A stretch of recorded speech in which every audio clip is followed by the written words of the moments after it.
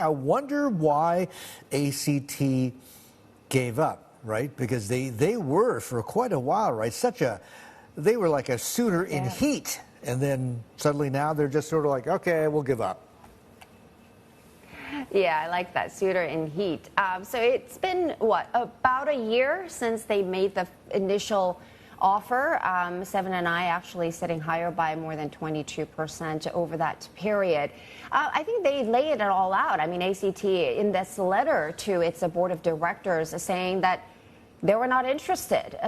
We haven't been having really meaningful conversations that sounded like that. So I think it's really the lack of interest on the part of the Ito family. And I think it takes us back to, sure, I mean, there could have been a major gap in valuation. So maybe they didn't really see eye to eye on that number. But at the same time, for ACT to point out that there has been lack of engagement on the part of Seven & I, perhaps it's really the idea of Seven & I wanting to keep things under Japanese control. Maybe it takes us back to that's something that's related to national security thing.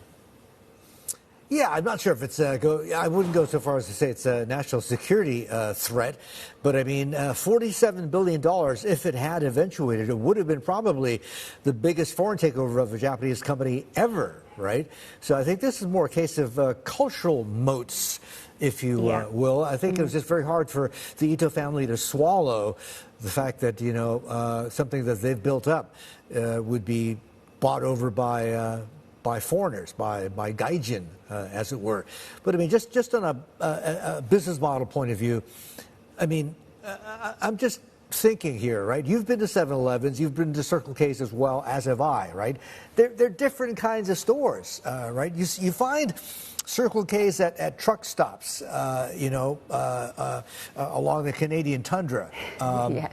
They're not the kind of they're not like 7-Elevens in urban metropolises like Tokyo, where half the country goes to eat breakfast. So I don't know if it would have been the perfect fit. Would be a diplomatic way to say it.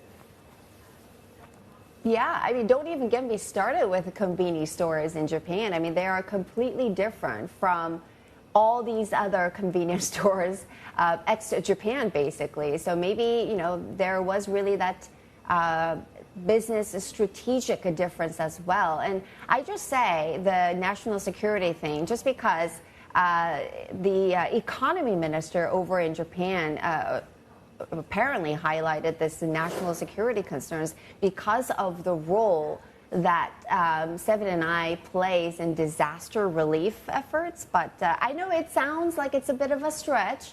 And, of course, the convenience stores in Japan and ex-Japan, completely different. So that's a great point.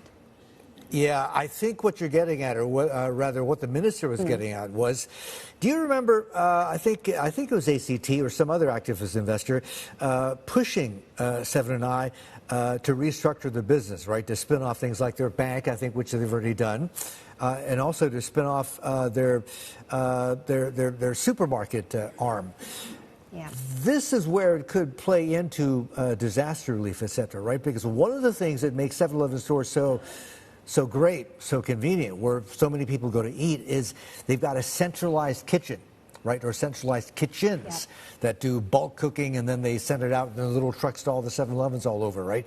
That could be potentially extremely useful in disaster relief situations.